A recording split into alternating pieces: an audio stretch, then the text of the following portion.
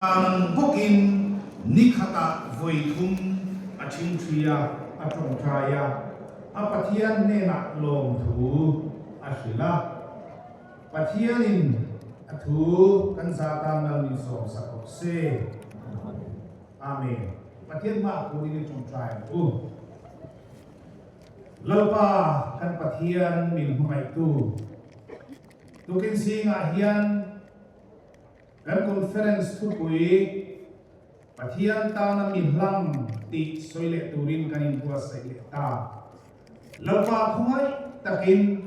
thucha kan soi tu te hi minti nun sakla mal min som sakam se kan lapa Isu a Krista hungin kan dile amen kan thu pui pathian tana min hlang ti he tokin singa hian point thumin kan soile kan tumani amma sapera chuan engwangin nge pathian tan kan hlang le thei lo ti han soi kan tu masa a engwangin nge pathian tan kan hlang le thei lo kan hlang lo le thei lo chan hi chan from soi tu chu au mama khe na kan to wang po ani ngop lo wa tin kan sak lo em wa po ani ngop lo wa enge a chan ti hi te ma som han soilan kan tumani apa khanna chuan keima ni sakna kan ma chuan thing wang ani pathian khumai na sara KTP le ko khana in mang thalai te hi mi fel tak chungwa le khotan poina kan duem te atha kan ti te kan ni a fel kan ni chudi lai me chuan Krista chakna ma chuan lawa ma ni chakna ma chuana Christian thalai pola rong bol hi a vereng theli ti alanga chuma chuan keima ni chakna ma chuan lawa Krista chakna ma chuan turin kan pathian thu chuan mindua Krista fel na chuan lawa kan fel na kan chuan hi tharau lama kan diam na bul ani le thri ani pathian thiam rim ma a chuan kan bol lo na te kan thin lo na te kan fel lo na te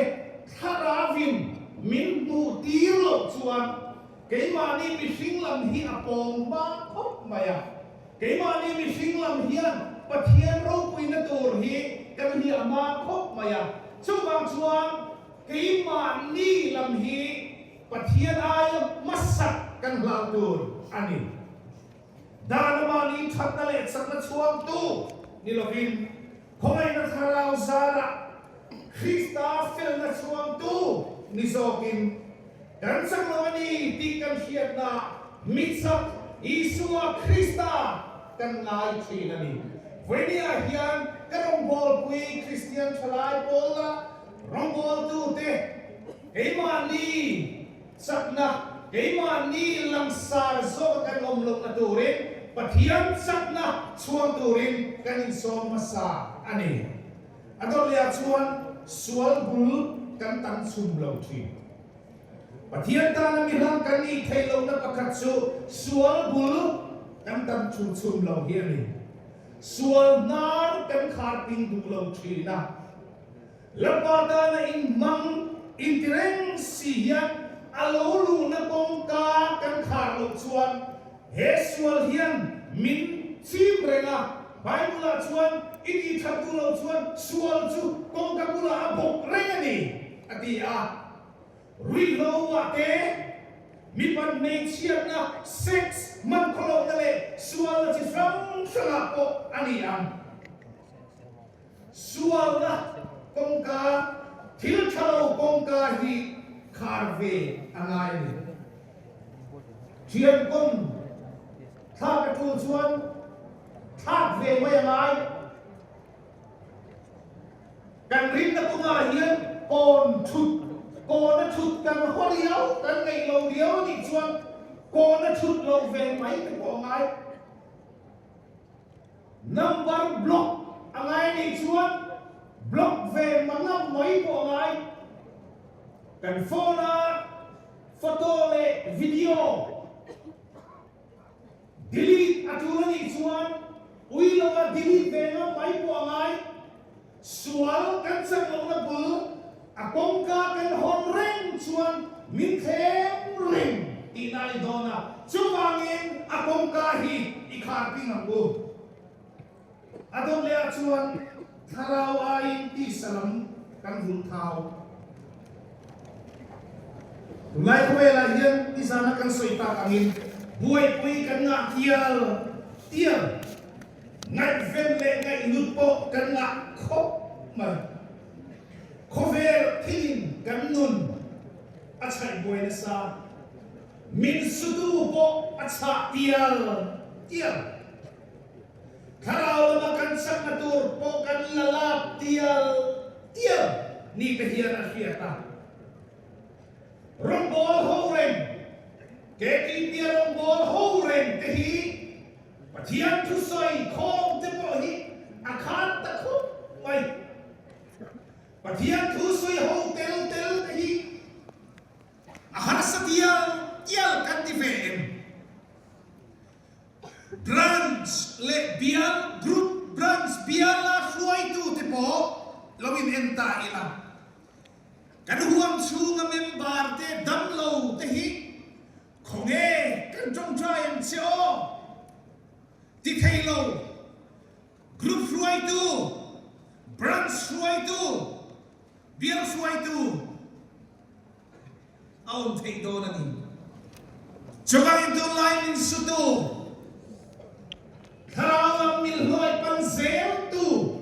tam na ka hian kan chan ve lai member ra kan ti te hian futsal khelte mit tu am huam vuak te le spoon race te musical chair te thobol te hit an thak le berani lo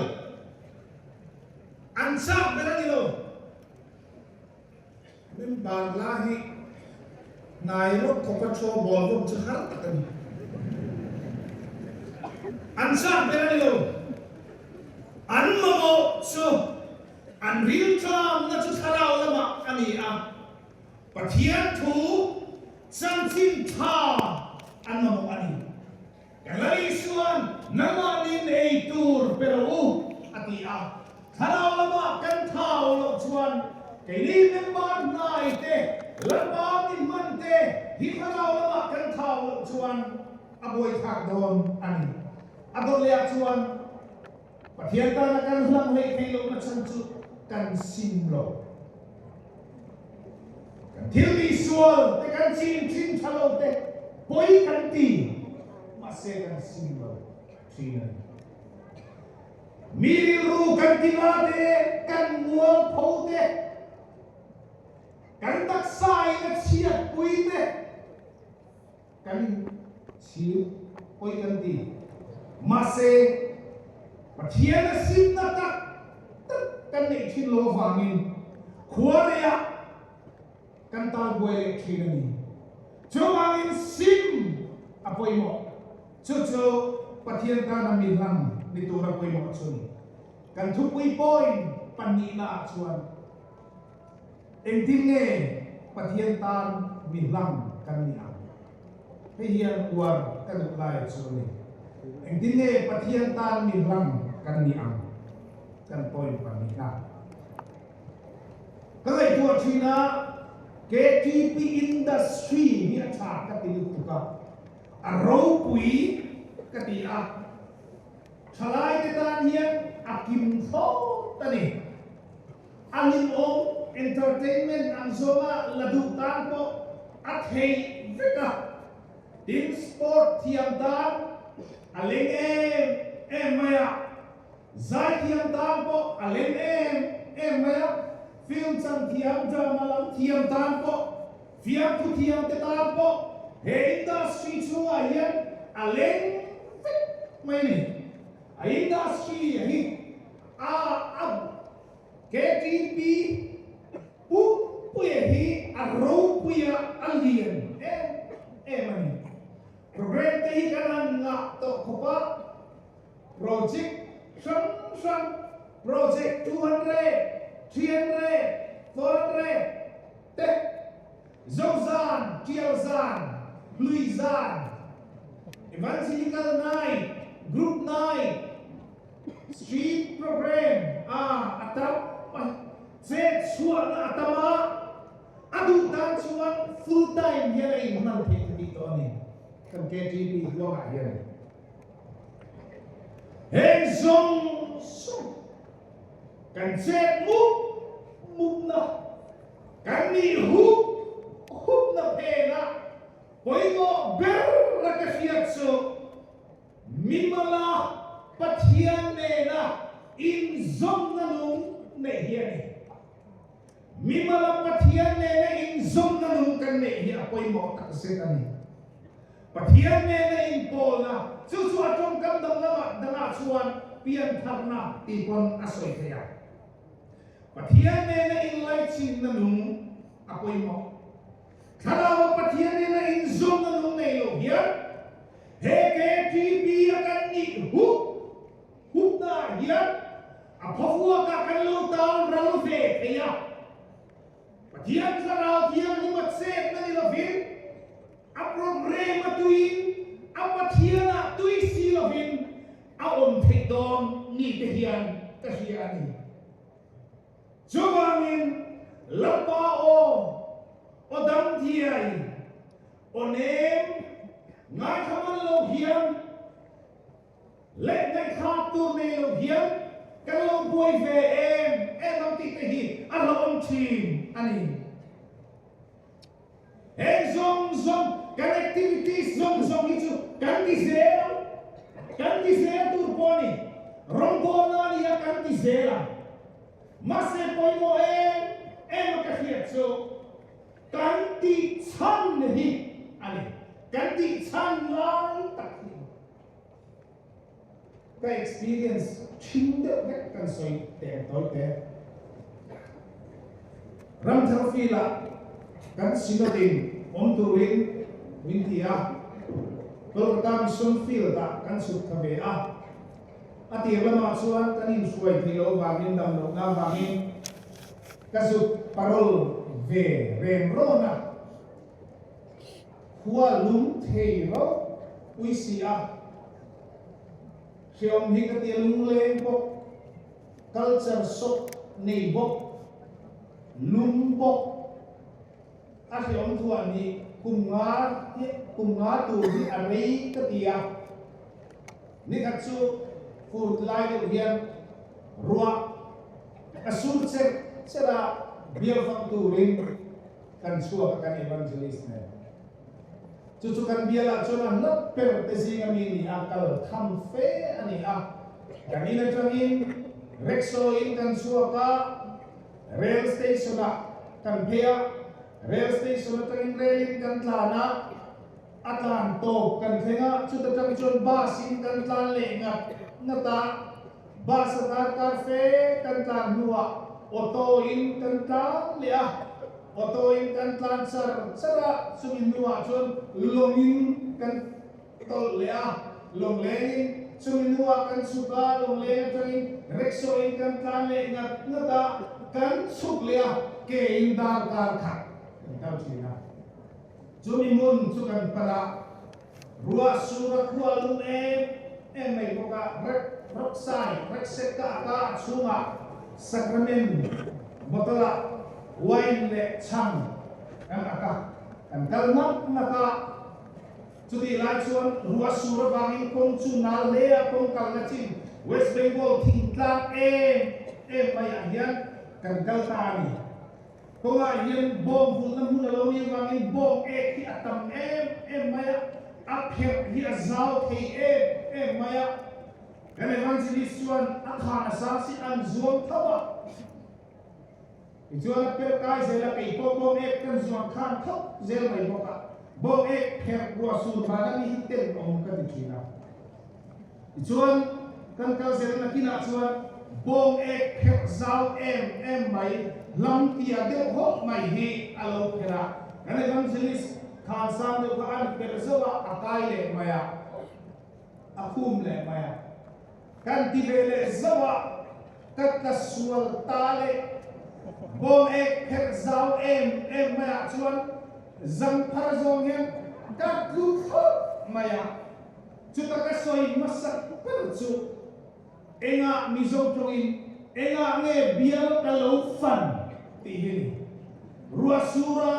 alumok siya mani ko indiam chok tayo bial ka fan lo thi do renga kangai to dan ta chuan bial ka fan lo ka mizoram no kan ho tu te mison foi tu te kan ase do lo film fiba tin kan fil secretary por ase do lo film fiba ka du chuan ka fan lo thea ka du chuan ka fan thea enga nge khamini khan West Bengal thing kan bo ek dam namuna khan bial ka lo fan khel Pathianni chuan ka ne bang jinis chuan minon pot thowa api pama chuan in sil turin mintin maya kan kal phi dol ta chutakaran kal phi chu reksek kan akle ka thilrin ni hu hi ka hi abong ek rim ni lo chu engeni o katia bek mong chukan tuaya takut solo sentek maya aum je chu wine bottle ka kalau del te ani wine bottle chu kalau del ke chu ni in ka bek mo a chu na dir thua maya chuta karil rualo lut masaber chu thilda ani lo West Bengal tingkang bong ek tamna ruasu nuaya ke kalangai nambuna helaya kava chancho isua tisen va ani tihi chiang tak mai minon mukti ta Pathianni na chon karil ru hian ngai dam kadir mo ma enga nge kava enga nge biar kalau fan ti chu Pathian chon chiang tak mai hian minon filta ni hian ka hian Venia hian ulau tu tak teu enga nge faith promise kan kontin Isua Krista tisen va ani enga nge kan nakan chin Isua Krista tisen va ani enga nge hen zong kan chen bum na zong tiar luizan evangelical night project 200 kan ti zong ni engwang nge lali Isua Krista tisen va ani ti kan serabang ti amin ka chi Pathianni na inzong na nung na iturin ni tin lepa kan boksi turan tulai pogela hian kan buai kan ti a Pathian po polman mang logian keima ni kanin la buaya ni ma sela Pathian pol man lo kan buai em na san turo om lo Daniel chon ni tin voi kum atong try poi mo katia voi kum tum chu kan thelo mai ke ni khata minit sang khat zali somli auma minit sang khat zali somli a hian minit som panga tana minit som ni lapa bona kan phalangin hei kan pe phalangi ngat suan Pathian ta ni ram chu kan lo ni mai do ni te hian ka hia ni tilapa potin ni tilapa dortin mana hi nimin le natu kata na so ani lo vai na ta na so ani chongangin lapa ni tin potin Christian thalai chu atu mai lo ba lapa ta na trangkai le lapa ta na ding he ani so ka Pathian ko pol man lo Pathian ko dor man nang lo hian activity sa hian kalau pui ve em ang ti kahi ang em ani a program a hian Pathian pol man lo dor man lo be man lo hian kalau pui ang ti kan rau tur ani program te kan ti se tur kan lakal so ze do KTP kahi program te kan thau tha thei lo activities mo kan bang san thelo nima sela poi mo so kan di ku mu da phela hian mi mala Pathianni na in zong na nung nei tore chanwa mu mi mala Pathianni po thin lapala na zoom kai thin ni turin thingkung po zoom kai thu ka piang lang lo lama zoom kai thu ka piang atong get mai ni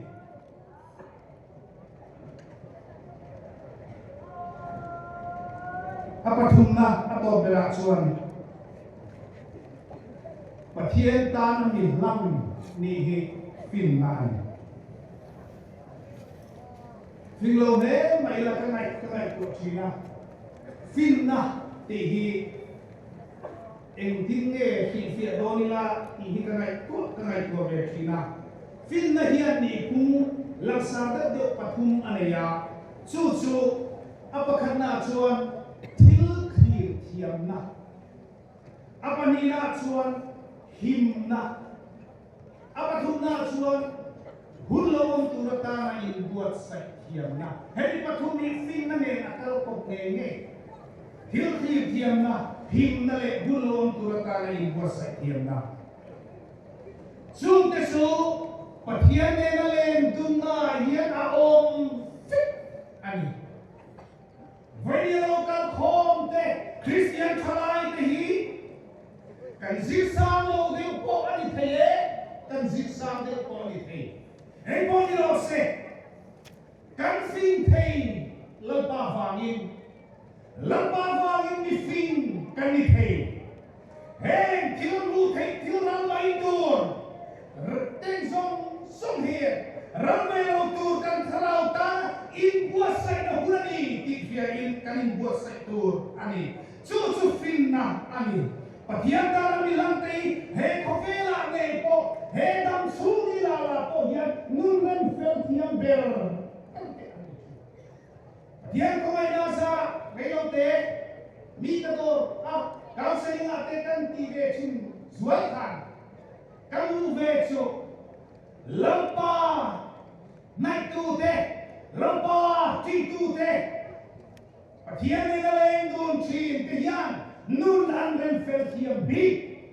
lampa lata om lampa ngai sak du lo atam zo buai zi atam zo kichu